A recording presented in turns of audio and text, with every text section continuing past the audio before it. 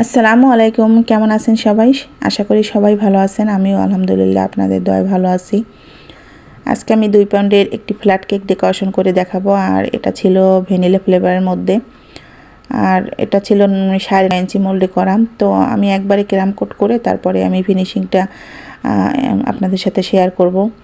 আসলে ক্রাম কোট দেখা গেছে সবসময়ই আমি কেকের মধ্যে কিন্তু ক্রাম কোট একদম কাটিং থেকে শুরু করে সব কিছুই আপনাদের সাথে শেয়ার করি, যাতে নতুন আপুদের জন্য হেল্প হয়ে যায়। আর আপুদের কথা চিন্তা করি ডেকোরেশনগুলো আমি সেই রকম সাজানোর চেষ্টা করি যাতে আপুরা বুঝতে পারে, কথা মাথায় রেখে ডিজাইন তারপরে ডেকোরেশনগুলো শেয়ার করার, যাতে যারা আর কি একদম নতুন আছে তারা শিখতে পারে আমার কাছ থেকে একটু হলেও কিছু।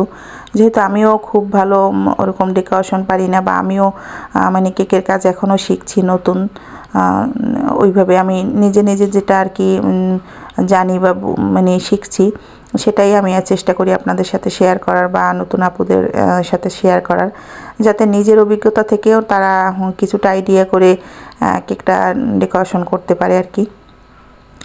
আসলে অনেকেই আছে, কিন্তু আমিও কিন্তু এরকম আর কি ওইভাবে কোর্স করিনি কোনো, বা প্রফেশনাল কিন্তু কোনো কোর্স করিনি আমি। দেখা গেছে অনলাইনে কয়েকটা ক্লাস করেছি, লাইভ ক্লাস, তারপরে ইউটিউব দেখে দেখে কিন্তু আমি কেক শিখেছি। আমি 3 থেকে 4টা রেসিপি দেখে তারপরে প্রথমে একটা ট্রাই করেছি, হয়নি, আবার ট্রাই করেছি হয়নি, এভাবে আর কি দেখে দেখে কিন্তু শিখেছি। তো এরকমই আসলে যে কোনো রেসিপি কিন্তু একবারে ট্রাই করলেই হয় না। আপনি আপনার মন মতো যখন দেখবেন আপনি একটা জিনিস অ্যাড করে বা আপনার ইচ্ছে মতো যখন মানে একটা রেসিপি আপনি ট্রাই করতে করতে আপনার একটা আইডিয়া হয়ে যাবে যে এই জিনিসটা আমি ভুল করেছিলাম, এখন আমি এই জিনিসটা করব না। তো এমন কিন্তু অনেকেরই আছে যে কেক মানে তৈরি করার প্রথম দিক থেকে অনেক কেক নষ্ট হয়েছে বা অনেক জিনিস কিন্তু নষ্ট হয়েছে, সেরকম কিন্তু আমাদেরও এরকম কিন্তু এখনও দেখা গেছে একটা জিনিস ভুল হলে কিন্তু ওই যে রেসিপিটা নষ্ট হয়ে যায় বা ওই জিনিসটা নষ্ট হয়ে যায়। তো এরকম আসলে আপনারা নষ্ট হয়ে যাবে বা এই জিনিসটা হবে না এই ভয়তে যদি কাজ না করেন তাহলে কিন্তু কখনোই কাজ শিখতে পারবেন না। শিখতে গেলে আপনাকে অবশ্যই রিস্ক নিতে হবে। তো সেরকমই আসলে আমারও কিন্তু এরকম অনেক জিনিস নষ্ট হয়েছে, অনেক মানে আমাকে তেমন কেউ কিছু বলেনি, যেহেতু আমার হাজব্যান্ড আমাকে অনেক সাপোর্ট করতো সবসময় আমার জন্য আর কি। ও আমাকে ওভেন থেকে শুরু করে সব কিছুই আর কি আমাকে রেডি করে দিত, বা আমাকে বলতো যে আজ হয় নাই তাতে কি হয়েছে, কালকে ঠিকই হবে। তো এরকম দেখা গেছে অনেক জিনিস নষ্ট হবে আপনাদের প্রথম প্রথম একটা জিনিস একটা কাজ করতে গেলে অনেক বাধা আসবে, কিন্তু ওইটা নিয়ে বসে থাকলে, মন খারাপ করে বসে থাকলে কিন্তু আপনি কখনোই এগোতে পারবেন না। কথাটা আমি এর আগেও বলেছি, অনেক আপুদের সাথে শেয়ার করেছি। আসলে কেকের কাজ করতে এসে আমি অনেক ধরনের বাধার সম্মুখীন হয়েছি, সেটা হোক আমার আশেপাশের মানুষ থেকে বা আমার ফ্যামিলির কারো কাছ থেকে। অনেকেই আমাকে সাপোর্ট করেছে, আবার অনেকেই আমাকে অনেক খারাপ কথা বা কটু কথা বলেছে। তো আসলে এটা কোনো ব্যাপার না, যে কোনো কাজ করতে আসলে কিন্তু আপনাকে মানে পজিটিভ নেগেটিভ দুইটা চিন্তা করেই কিন্তু আসতে হবে, কারণ আপনাকে যে সবাই পজিটিভলি দেখবে এমনও কথা নাই, আবার কেউ সবাই যে নেগেটিভলি দেখবে এমনও কোনো কথা নেই। তো এই মানে সব কিছু চিন্তা করেই আপনাকে একটা কাজে মানে নামতে হবে। তো এই যে কথা বলতে বলতে কিন্তু আমি কেকের ফিনিশিংটা দিয়ে নিয়েছি, আর একদম শেষের দিকে আমি কিন্তু প্যালেট নেপ দিয়ে তারপরে কাঠটা দিয়ে আর কি ফিনিশিং দিচ্ছি। প্যালেট নেপ দিয়ে আমি যতই চেষ্টা করি ফিনিশিং দেওয়ার, আমি কাঠ আমাকে শেষ পর্যন্ত ইউজ করতেই হয়, কারণ আমার কাছে মন মতো প্যালেট নেপে আমার মন মতো ফিনিশিংটা আসে না। তো এই যে যেহেতু একটু সাইজে বড় ছিল কেকটা, তাই একটু ফিনিশিং দিতে কিন্তু একটু সময় লেগেছে। আর অবশ্যই ধৈর্য নিয়ে কাজ করবেন, মানে ধৈর্য যদি না থাকে আপনার কোনো কাজে, তাহলে কিন্তু ওই জিনিসটা সুন্দর হয় না। তো আমার কেকের ক্ষেত্রে আমি সবসময় চেষ্টা করি ফিনিশিংটা খুব সুন্দর করে দেওয়ার, মানে যতক্ষণ না হয় ততক্ষণ আমি দিতেই থাকি আর কি, হ্যাঁ দিতেই থাকি এরকম। আর এর আগে আমি দেখা গেছে কাজ করেছি, আমার কেকের ফিনিশিং কখনোই ভালো হতো না। সবসময় চেষ্টা করতাম যে না কীভাবে সবার কত সুন্দর হয়, আমার তো হয় না, আমি কিভাবে সুন্দর করব। তো এই যে মাশাআল্লাহ এখন কিন্তু আলহামদুলিল্লাহ আমার কেকের আর যাই হোক ফিনিশিংটা খুব সুন্দর আসে। এটা আমি আর কি নিজের থেকেই বলছি, হয়তো আপনারা দেখে বুঝতে পাচ্ছেন না, কিন্তু আমি মনে করি যে আমার ফিনিশিং মানে আমাদের এখানের তুলনায় অনেকেই কাজ করে আমার থেকে আগে, তাদের থেকেও আমার মনে হয় আমার ফিনিশিংটা আলহামদুলিল্লাহ ভালো হয়। এটা আমার প্রাউডলি বলার একটাই কারণ আমি সবার কাজ দেখি, এই কারণে বলছি। এতে আবার অনেক আপুরা নেগেটিভলি নিতে পারে, আমি কিন্তু সবার কথা বলিনি, আমি আমার এলাকার কথা বলেছি। কারণ তারা প্রফেশনালি কাজ শিখেছে বা করেছে, কিন্তু তাদের তুলনায় বা তাদের থেকে আমি পরে কাজ করতে এসেছি, আমি ওইভাবে শিখিও নি। তারপরও আলহামদুলিল্লাহ যতটুকু পারি সবার থেকে আলহামদুলিল্লাহ খারাপ হয় না।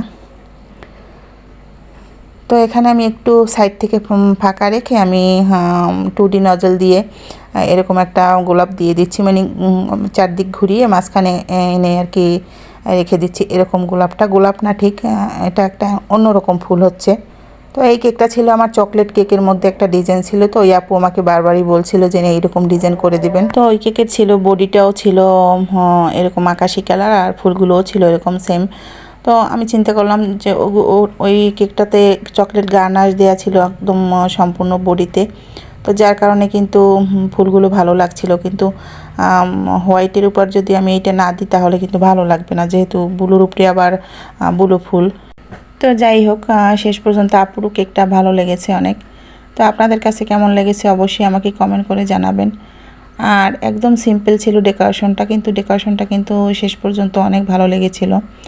আর আপু আমাকে বারবারই একটা কথা বলেছিল যে আপু একটু সুগার বল বেশি করে দিবেন, আর গোল্ডেন লিপ যা ওই কেকের ভিতরে ছিল তার বাচ্চা দেখে নাকি ওইটা খুব পছন্দ করেছে, যে আম্মু আমাকে এরকম একটা কেক এনে দাও, সুগার বল বেশি থাকবে আর কি, মানে ওইটাই পছন্দ করছিল। তো বারবার আপু শুধু বলেছিল যে আপু সুগার বলটা একটু বেশি করে দিবেন। তো আমি চেষ্টা করেছি আর কি, একটা কেকের ভিতরে যতটুকু দেয়া যায়, একদম খুব বেশি দিলেও ভালো লাগবে না, আবার একদম কম দিলেও ভালো লাগবে না। তো আমার কাছে যতটুকু ভালো লেগেছে মানে দেয়া যায় সেটুকুই আমি দিয়ে দিয়েছি আর কি, ছোট বড় মিলিয়ে। আর এখানে আমি কিছু ফুলের উপরে কিছু গোল্ডেন লিপ দিয়ে দিচ্ছি, যেটা চকলেট কেকের ডেকোরেশনটাতেও ছিল। আর এই জন্যই কিন্তু কেকের লুকটা ভালো লাগছিল বেশি। আর ওখানে যেহেতু চকলেট গার্নাশ দেওয়া ছিল একদম সম্পূর্ণ কেকটাতে, তো ওইখানে কিন্তু আরও ভালো লেগেছে কেকটা। আর গার্নাশের উপর আবার গোল্ডেন লিপ, তারপরে গোল্ডেন সুগার বল, এগুলো কিন্তু গার্নাশের উপর অনেক বেশি মানে হাইলাইট হয়। তো আপনাদের কাছে এই ডেকোরেশন কেমন লাগতেছে বা কেমন লাগে আমার ডেকোরেশন অবশ্যই আমাকে কমেন্ট করে জানাবেন। আর আমার ভিডিওগুলো যদি একটু আপনাদের হেল্পফুল হয়ে থাকে বা আমার ভিডিওগুলো দেখে যদি আপনারা কিচ্ছু শিখতে পারেন, প্লিজ আমাকে কমেন্ট করে জানাবেন। আর ভিডিওটা শেয়ার করে সবসময় আমার পাশে থাকবেন, আর অবশ্যই একটা লাইক দিয়ে দিবেন। আর যারা নতুন দেখছেন আমার চ্যানেলটা অবশ্যই সাবস্ক্রাইব করে পাশে থাকবেন। আমি চেষ্টা করব নতুনদের জন্য কাজ করার। আপনারা আমার জন্য সবসময় দোয়া করবেন, আপনারা যাতে আমি সবসময় সুস্থ থাকি। দেখা যায় আমি আমার শরীরে বিভিন্ন ধরনের আর কি কি বলবো অসুস্থতা আছে, যার কারণে কিন্তু আমি অনেক সময় অসুস্থ হয়ে যাই, আবার কথা বলতে গেলে কিন্তু হাঁপিয়ে যাই এরকম। তো অনেকে দেখা যায় যে বলে যে আপুর কথা ভালো লাগে না, আসলে আমার এরকম কথা বলার অভ্যাস, বা আমি নিজে যেরকম কথা বলতে পারি সেরকমই বলি আর কি। কেউ তার ইচ্ছা করে আর কি কথা এভাবে বলে না। তো আমার কথা ভালো না লাগলে, যাদের ভালো লাগবে না তারা অবশ্যই আমার ভিডিওটা স্কিপ করে যাবেন, দেখবেন না। আর যারা আমার পাশে থাকবেন, আমাকে ভালোবাসবেন, তারা অবশ্যই আমাকে সাপোর্ট করবেন। তো এই তো তারপরে আমি ছোট বড় কিছু গোল্ডেন পাল দিয়ে দিচ্ছি, যেগুলো আমার বাসায় ছিল।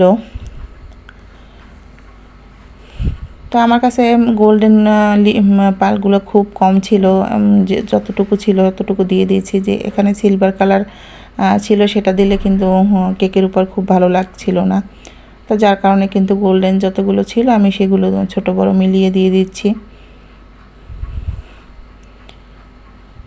তো শেষ পর্যন্ত কিন্তু কেকটা অনেক ভালো লেগেছিল। আর আমি কিন্তু ইদানিং ভিডিওগুলো ছাড়ি, যার কারণে কিন্তু কেকের কোনো মানে আমি কোনো কালার চেঞ্জ হয় না, যেরকম কালার সেরকমই। আর ভিডিওর মধ্যে তো কেকের কালার একটু হালকা আসে, এটা যে কোনো, দেখা যায় কি আমি যদি ভিডিওতে ফিল্টার ইউজ করি তাহলে আমার কেকের কালার চেঞ্জ হয়ে যায়, কেকের কালার খুব বেশি ভালো লাগে না আমার কাছে। এই জন্য আমি ইদানিং চেষ্টা করব আপনাদের সবসময় রোয়া ভিডিওগুলো দেওয়া। দেখতে দেখতে একদম আমরা ভিডিও শেষ প্রান্তে এসে পড়েছি। যারা এই পর্যন্ত আমার সাথে ছিলেন সবাইকে ধন্যবাদ। আল্লাহ হাফেজ।